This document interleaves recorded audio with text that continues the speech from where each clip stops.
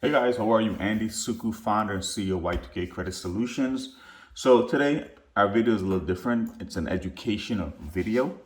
In this video, we're going to be using two different clients' credit report. Both are two cases that we finished already that left our office within the last 30 days. Both clients had debt. Both clients had debts that we settled, negotiated. They paid, they did their responsibility, their portion of it, and then we cleaned the credit up. Both clients also used another company, and obviously it did not work, and they ended up coming to Y2K, right? So today's video is about how important the data is as much as the credit score is important, because a lot of you guys,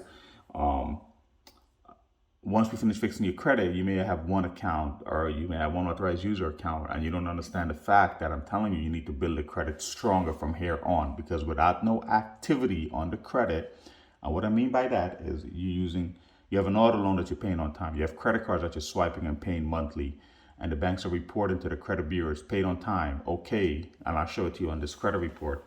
Both credit reports actually have it. So that's what's keep then that's the activity you need in order to keep the credit score keep going higher or stabilize or stay at a solid score, right? But the problem is a lot of you guys only focus on score. And in this day and age, it's not only about the score, the data on the credit report is as equally or even more important than the score, right? So this first client credit report we finished, you can see these are her new scores, 697, 698, 717. They're almost the same, give or take 5 or 10 points from each other. And that's going to be because this Equifax report has less data than these two. So it means it has one less account. So this score is going to be a little higher. These two have accounts reporting across both of them. These are the scores, right? So you would think, oh, wow, this client has a 700 score. She's tipping 700. She can apply for any kind of card. Actually, no, she cannot. Even though you have the score, the client does not have the data to apply for credit card. Now we'll look at this client's credit report. The only thing she has is one Capital One authorized user account. Credit limit is $2,000, zero balance. That means one of her family member added her to the credit card. It's a recent credit card, so only got about 3 years of history. It's a small credit card. And as you can see, whatever the primary user was doing, it's reporting on the consumer's authorized on the consumer credit report as well. So in this case, whoever the primary is, she's the authorized user. Their actions reflected on her credit report. This is a female credit report. Data here, the closed account, that's closed. And you can see, obviously, this is what I'm talking about. If you're paying every month on time, okay, this month the credit bureaus didn't report any data, but that's okay because she already has 1, 2, 3, 4, 5, 6, 7, 8 months of payments on time. So it's okay for them to gap here and there, but she has a consistency of payments on time, reporting on time. This is what you need, right? So without no activity, obviously, see, there's nothing reporting here. And of course, it is from 2012, but I'm just using this as an example. Nothing reporting, so there's no data. That's why the score lags a little bit, right? Because the creditor does not report to that bureau, they only report to Equifax. As you can see here, it's not reporting Experian TransUnion. So a few things are going on in this report here. Paid account, auto loan, paid off, close. I think this report is not fully updated from the bureau. That's why. All right. Look, the K Jewelers paid on time every month. So you get the point of what I'm saying, right? You want to use the card and pay it, so it reports every month paid on time, right? This is closer due to inactivity, right? Due to inactivity, says right there. So these are the accounts that the client have, and you can see she only has one active account, which is the Capital One authorized user, and the closed accounts do not affect her score. They have no impact on her current credit score. This credit score is solely based off of this one account, right? But the data, when a bank pulls her credit, they'll see she was responsible at some point in time because all the negatives has been removed. There's only positive things reporting now. She would see that, oh, the client paid on time. There's no charge off, current closed request, right? Closed by consumer. That means the client paid the account on time, no derogatory. But even though you have this score, where did the score go? Right here. This score, you only have one account. You need more data. This client's going to apply for a credit card. She's going to get denied. I already know she's going to get denied Because I told her that because she does not have enough data or enough quality of data, good data on her report that the bank that she's applying to requires. In this case, it was a Citibank, I believe, Gold Card. She's going to get denied. She does not have anything equivalent to what Citibank offers or anything comparative to what Citibank offer. Capital One and Citibank is in two different leagues, right? So, and everything else is closed. Like I said, as you can see, the accounts are paid and closed, satisfactory. Does not calculate on her score, but does show the creditors that she paid her accounts on time and she's responsible with credit, right? So in this report, this is the first report I'm showing you. It shows you what the score is and what data is on the report. Now the next report I'm going to show you is a full-blown report, scores and report, scores and data, and a lot of data. This is why this client cannot apply for anything and get approved right away. The other client in the next report is going to be able to apply and get approved with no questions asked. So this is why it's very important.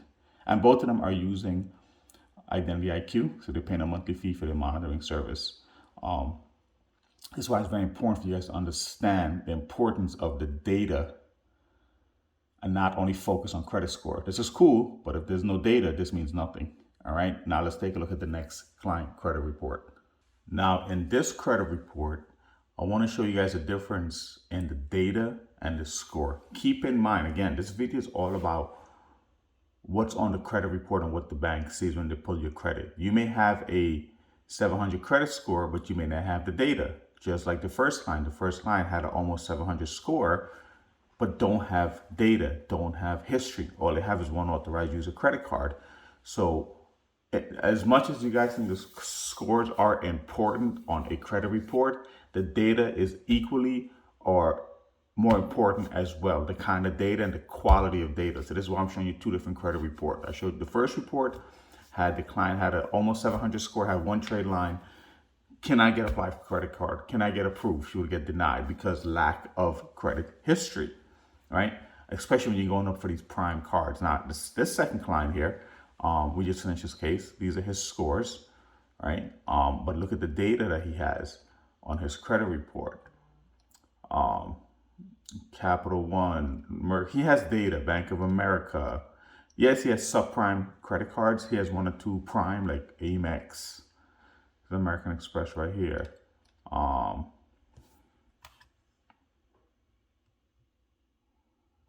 me just turn this here a little bit so you can see the quality. American Express, Wells Fargo,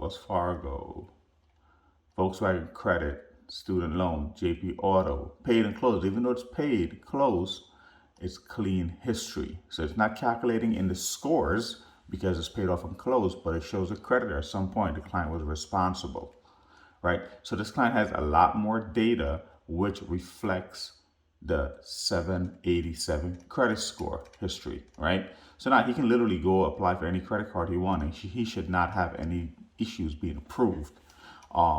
The only thing we would pay attention to is like his credit limits are decent. So these are the credit limits. So they're fine. This is fine, right? So he has decent credit limits. So when he applies for credit cards, he's gonna have, like, for example, let's go back to this one. Let me make an example of it. Let's use, he has an Apple card, right? Okay, let's say he has an Apple card, Goldman Sachs. Credit limit is $8,500. So when he applies for a credit card, because of the data on the credit report, because of the scores, it equals out, it matches up. The score reflects the data on the credit report. The data reflects the score.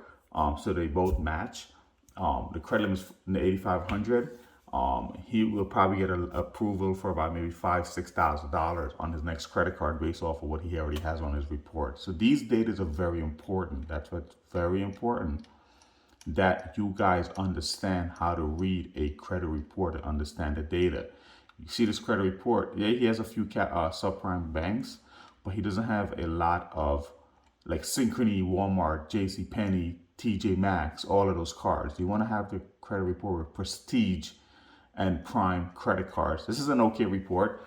I would have built it a little more stronger, more prime, but he's new to credit. But these are the scores, right? These are his scores, and here they are. And again, the data reflects it, right? So this is why it's very important that you need to understand that data is important. Everyone on social media and everyone's talking about scores. It's not only the scores, especially in these times. All right, guys. So that's a little video on how to understand a credit report, the data that you need on your credit report, and how important scores and the data is, and they correlate together. Keep in mind, this Identity IQ, the client pays a monthly fee for this, so he's getting real-time reports.